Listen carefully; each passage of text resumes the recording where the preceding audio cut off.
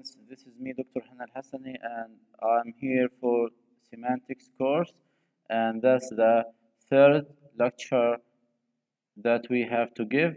So we start with the idea, denotation semantics vs cognitive semantics, and we have to talk about denotation as a word or word relation that is general and essentially indirect through a property or attribute. So the point here, I'm trying to tell you that we are in the same point related to the previous video, but we here linked the video with another video which is extended for more detail. And cognitive semantics, it focuses on the linking between linguistic expression and mental representation. It means here it linked to semiotic triangle. So when we start a lesson, we say that denotation, it refers to indefinite description or phrases, and cognitive, it's related to semiotic triangle. And I put it here within a picture. Last time we talked on Zoom something about the cat and say this is the object for the cat, and that's the concept, and here is the word. And for sure, we have to identify the three concepts here for the semiotic, and that's related to the brain or the mind. When we talk about concept, object, and word, so the concept is a picture, is called in mind. What comes to your mind when I talk or I say a word that a cat or car or a tree? So all these concepts, it will be into your mind, and that will be into the word of signified. We use the word signified. Object, that's the object, it's a language or the word that we use for any concept, of any word. And last, the word signifier for a symbol. So what is a symbol here? How we can use it as a symbol, like cat can be a symbol of active animal, or a clever animal that looks for the food or whatever. Next, reference. Reference can be or used to talk in general about any word relationship, but it has traditionally been distinguished by theorists from other such relations. Denotation, Russell's sense, which is the same as quantification, connotation.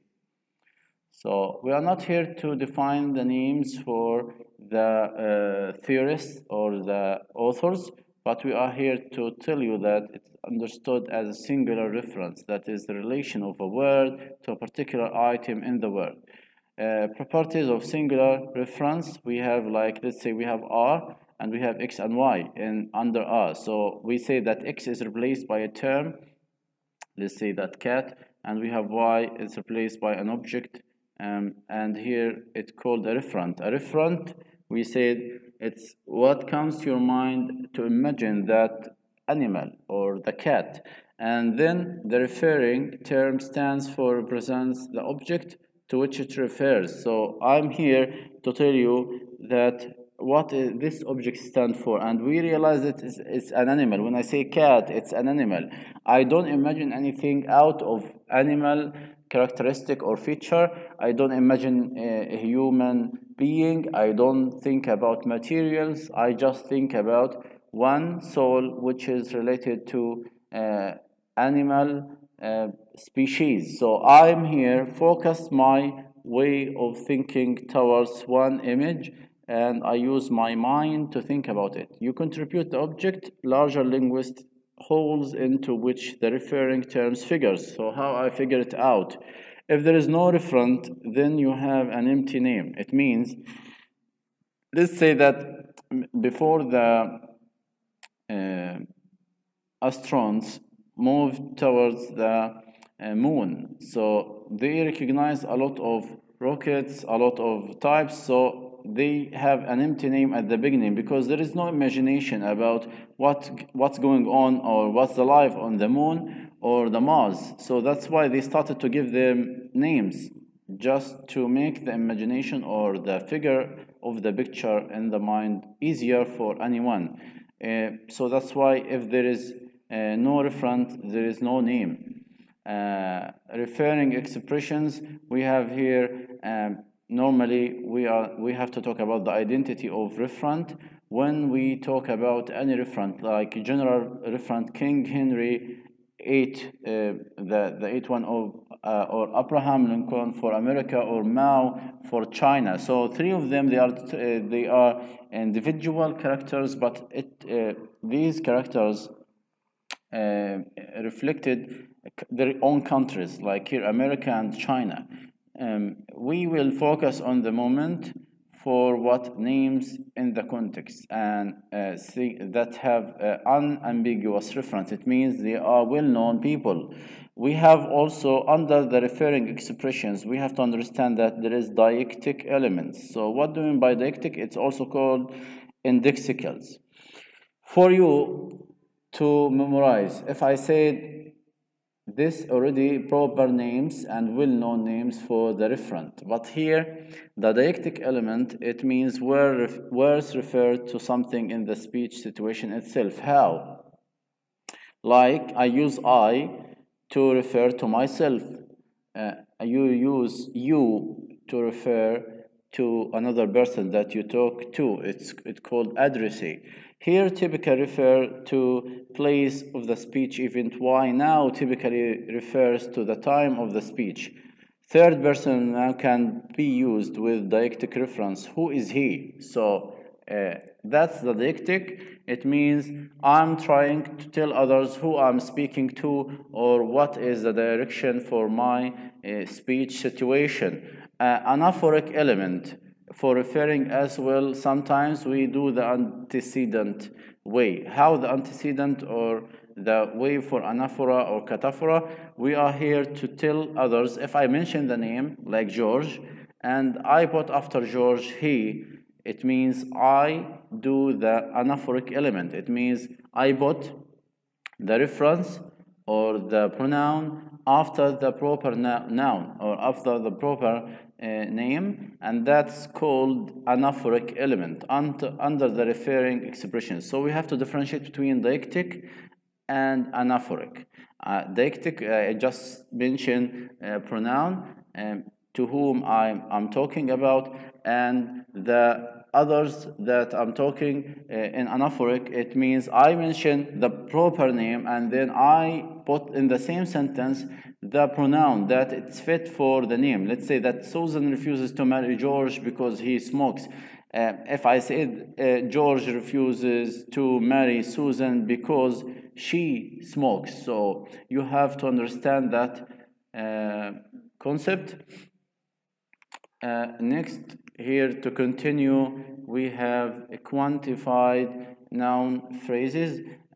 This cannot be treated as referring expressions. So if I give you true or false, quantified noun phrases can be treated as referring expressions. You have to tell me it's false.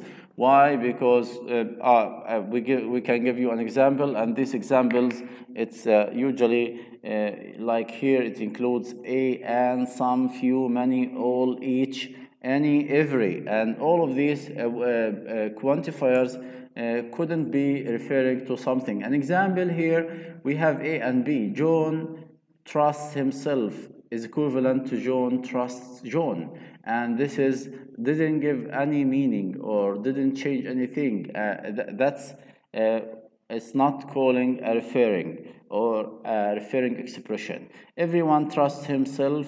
It doesn't being equivalent to everyone trusts everyone. So here the equivalent and non-equivalent is another point that when we talk about a reflexive pronoun are normally interpreted as having the same reference, but principle doesn't hold when the antecedent is quantified noun phrase, like here. So we have to be careful about noun phrase. Quantified noun phrase cannot be treated for referring expressions. Make sure you understand that point everyone trusts himself doesn't be the same as everyone trusts everyone. We cannot replace everyone as with himself. Ambiguity. So we talk about the ambiguity. If you open your book, you can read so many things in chapter 3 and 4 related to ambiguity. It is possible for a single word to have more than one sense. So when we talk about ambiguity, it means we are talking about sense. When you recognize a statement or a sentence, what comes to your mind first? If you have a lot of thoughts about one word, it means this sentence is ambiguous or it has ambiguity. Like we can have some examples later on, words that have two or more senses. That's precisely called polysemous. It means included a lot of words. Dialectic expressions such as my father will refer to different individuals when spoken by different speakers. So here we can understand that this doesn't make it ambiguous. There are two basic types of ambiguity. Here the ambiguity, I can understand that lexical ambiguity, the first type, is the presence of two or more possible meanings. So when we have two types of ambiguity, we have to recognize them. So the first one, lexical, deals with meaning. The second one, syntactic. Some other books talk about it as a structural ambiguity. So it's the same. If I say syntactic ambiguity, same as structural ambiguity. So have you noticed what I mentioned here? That the two types always needs your analysis or thinking. Give the possible meaning for it. So sometimes lexical ambiguity can include 2 or 3 or 4 meaning for one sentence, and syntactic ambiguity can also can be given through the syntactic tree diagram somehow, but in other possibility way to write it down or to just give a possible structure within noun phrase, verb phrase, and adjective phrase. The fact that a word or phrase can have different denotations in different contexts, that's how we are related it to lexical ambiguity. So we have here A and B. I just give A and B and remove the C for the timing. And here, let's talk just for A. Call me a taxi, please. So we have here one sentence, and for sure, if you hear this sentence, you have to imagine what are the possible meaning for it. For example, here it mentioned like one reading or two reading for it is the speaker asking someone to hail them a taxi or to find a taxi or to call a taxi, or another one is that the taxi driver who asks the others to tell him like a taxi, call me a taxi, or his name a taxi, or whatever. We are not exactly sure about the other meaning, but for sure we are here confirmed that it has two meaning. So that's the possible two meaning. Another, for the other one, the farmer allows walkers to cross the field for free, but the bull charges. So here we understand that there is an animal, bull charges. It means like maybe the passerby they can walk through free, but maybe that bull, because he is aggressive, he is not peaceful as walkers, they have to pay, or maybe they need to lift the bull behind if they want to move. So we can expect that the bull can be an animal which has an aggressive maybe feeling or mood. And the same time, maybe they can move free, all of them, but the bull, they have to pay for moving it with them. So we have to understand it via the context. Next, we have here syntactic, number 2, syntactic ambiguity. So is the presence of two or more possible meaning within a single sentence or a sequence of words, because the grammar of the language can assign two different structures. So here we are dealing with the structure. We read the sentence and we find out how many structures we can recognize. So here we have Sarah saw the pirate with telescope. So if I read the first or the sentence from my own perspective, I can say Sarah saw the pirate with telescope. It means she saw the pirate, by using the telescope as a tool. And another one, we can say Sarah saw the pirate with telescope. It means the pirate himself or the pirate themselves, they carry a telescope, they have a telescope. So we can make the structure as like down, we can analyze it. Prepositional phrase with a telescope could be adjoined if the prepositional phrase adjoined to noun headed by pirate, then the part of noun phrase. Notice that whole noun phrase, the pirate with telescope, could be replaced by her, Sarah.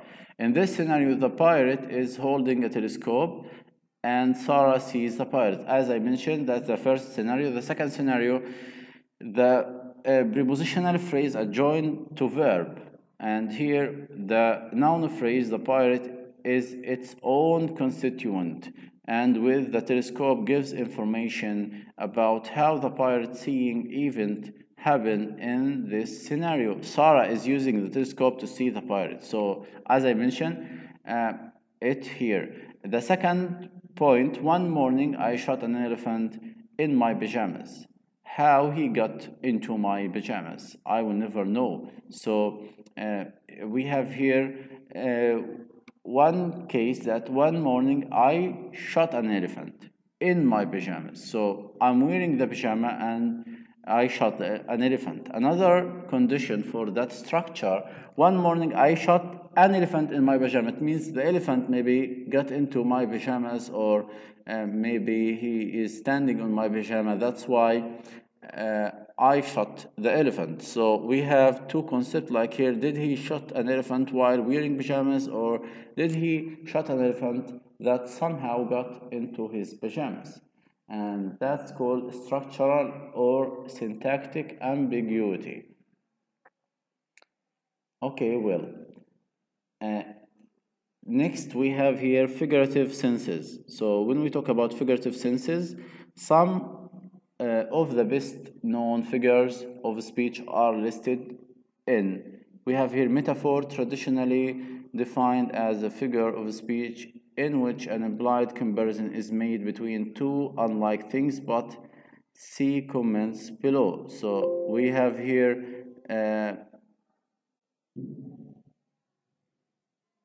okay, so metaphor, traditionally defined as a figure of speech in which an implied comparison is made between two alike things, but see the comments. The comments here, we need to understand that hyperbole, a figure of speech in which exaggeration is used for emphasis or effect. An extraversion statement. Here we have to understand that hyperbole, it means extraversion statement. How? I have eaten more salt than you have eaten rice. So hyperbole here, you are trying to exaggerate or to use a statement to emphasize on something. How? I have eaten more salt than you have eaten rice. So in that point, the Chinese saying implying seniority in age and wisdom. It means you are here have more experiences than the others who do not have the experiences. So they mention here in hyperbole that salt means experiences and the pain that caused to people who experienced more or as much as they can. And eating rice, it means it's just something simple and easy to do. Euphemism, substitution of an inoffensive. So here the term, it means passed away, one considered offensively explicit, died. So when we talk about somebody died, this is euphemism. Metonymy, a figure of speech which one word or phrase is substituted for another, like here, crown for monarch. So sometimes we use the word crown and the crown means monarchy. We could sometimes use words instead of using the exact words. So crown means monarchy, it means it controls many lands and has a wealth. Synecdoche or synecdoche, this is synecdoche, and here a figure of speech that part is used to represent the whole of the part or the whole for a part. It means here you just use one thing to describe a part, or another way like the specific for general. You use one word, the specific for general. Like if I say Washington, it means America. I use US, Washington is a capital. If I say if I say the word Amman, it's a capital city of Jordan. It refers to general state. It means Amman here means Jordan, the whole country. So I use something specific for the general, and this is called synecdoche. That's the figurative speech. We have here litutus or litutus, the figure of speech consisting of negation. So the most important point here, he is not the friendliest person. He here not bad to mean good. And here one explicit one, she is not unkind. So it means she is kind. She is not unkind. This is called lititus. You can memorize it when I use that negation style to prove something, for emphasis, for affirmative. Irony, figure of speech in which the intended meaning of the expression is the opposite of its literal meaning. A marriage counselor files for divorce. It means he's a marriage counselor. In the same time, he got divorced. So this is an irony. The police station gets robbed. It means the police place of station, that place already robbed. It means a great irony, how the police who protected others cannot protect themselves. Paradoxes to which no truth can be ascribed, like here I'm not speaking the truth, and here the flowers stole the pie and ran home. So you can here talk about this is called anomaly or nonsensical. So paradoxes, when you give the meaning with paradox, you are not sure exactly how to describe it. The flowers stole the pie, so the flowers cannot be or cannot use for stealing. Idioms, a phrase in which part do not equal the whole. So it means here the cat got your tongue. It means you can't speak. I'm here using this idiom. A lot of idioms can be listed down, but I mentioned one example, the cat got your tongue. If I can say two chefs will spoil the cook, it means I cannot bring a lot of cookers to cook one meal. So that's another idiom. We have here truth and inferences for chapter 3. If you follow chapter 3, we have proposition. If we look at the proposition, it means simple declarative sentence. This sentence is clear and declarative to show you something in general. And we have here pairs of proposition that's important. We have entailment. When I talk about entailment, it means something you should follow by another maybe knowledge, or the knowledge that mentioned after the statement it's correctly or in line with the first sentence. Another type of inference known as presupposition. Presupposition is a complex and controversial topic. We are not talking about it, but it's better to know it here. So analytic sentence and tautologies. We say that tautology, it's a good example for analytic sentence, like today is the first day of the rest of your life.